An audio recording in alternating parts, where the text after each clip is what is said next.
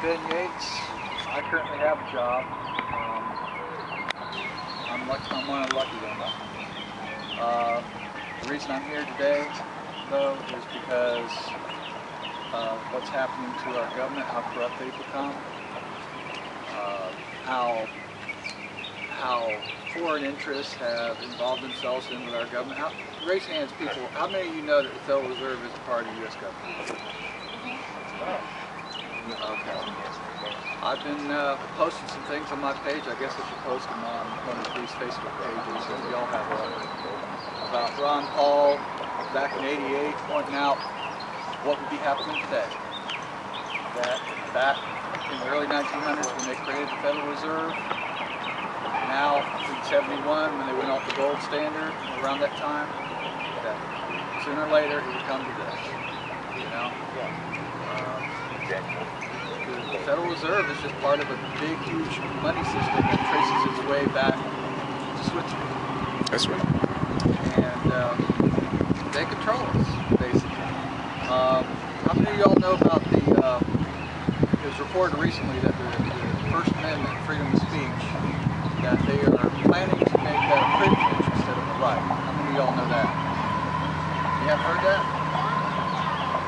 Yeah, they're planning to make it a privilege like your driver's license, so that when they want to, they can revoke your freedom of speech. It already is. We had to get a permit to assemble here. Yeah, I know. That's what I was going to say. It's already started back when they started the permit thing, but it's going to get even worse.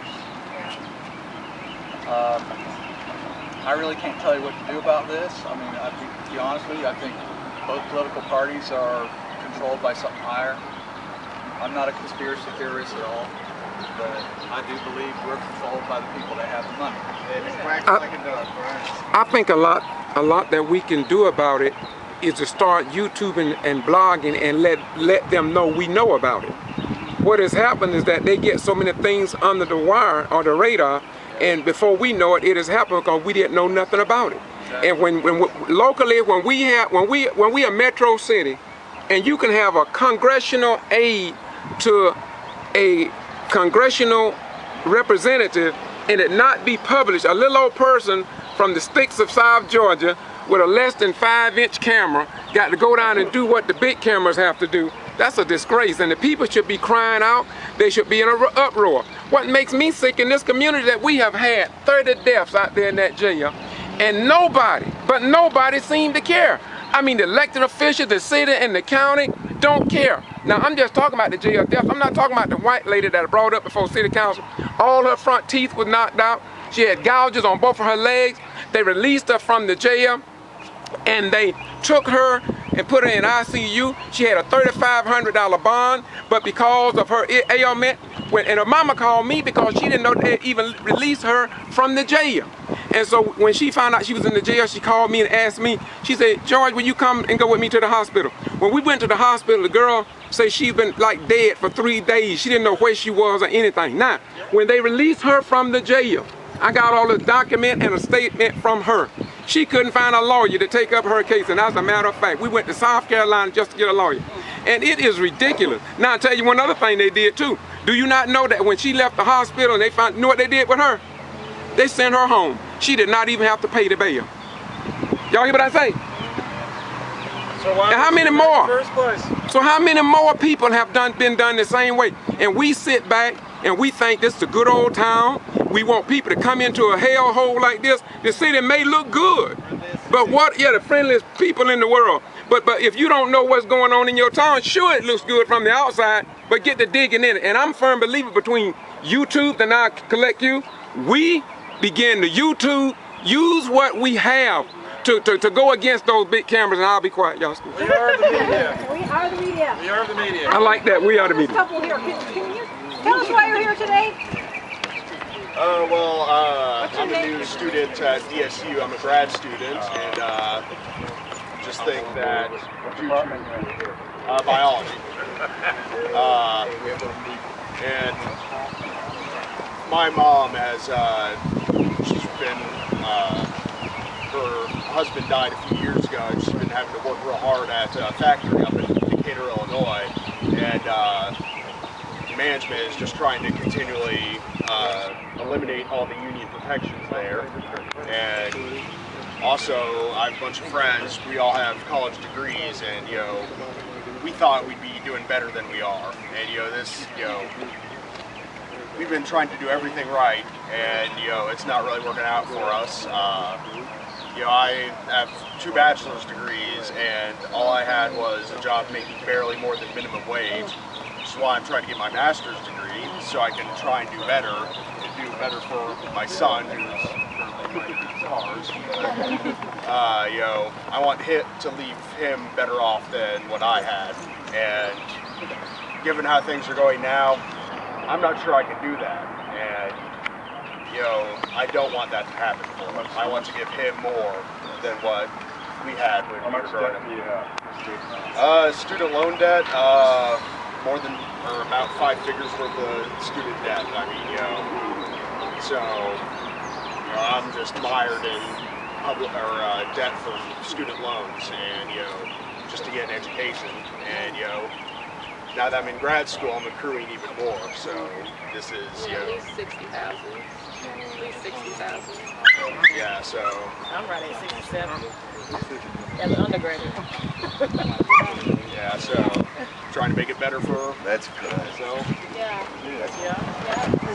Well, an economic stimulus, pay off all the student loans, that would do it. Real quick point. Michael Moore did an interview with Larry, what's his name? Michael Moore did an interview last night on NBC. Yeah. Boy, did he articulate the problem extremely well. He talked about the erosion of the American dream and what his parents had and what people used to be able to expect from their jobs, from their employers, from their country. And he just very articulately just described the erosion of what people had as corporations continue to tighten the screws to extract ever more profitability. And so to me, you didn't ask me while I was here, but to me it's the corporate government connection with the money there, the moneyed interests that are continuously dictating, to the government, and people like everyone here are losing. Now we can't cut corporate out. Now we need corporate. It's kind of got.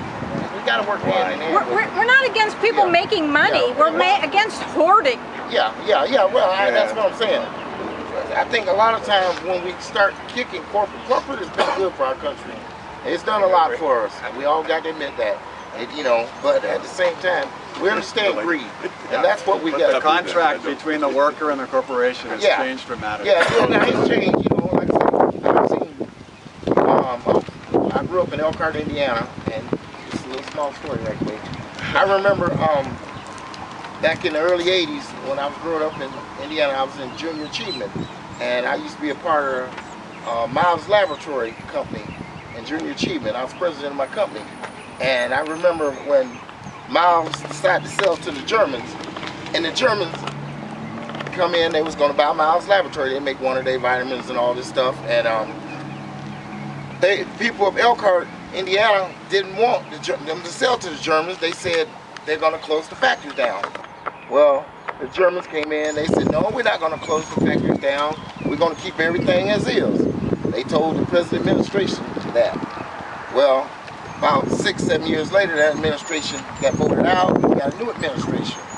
Then the Germans started closing down parts of the factory. And then they asked them, well, we had an agreement.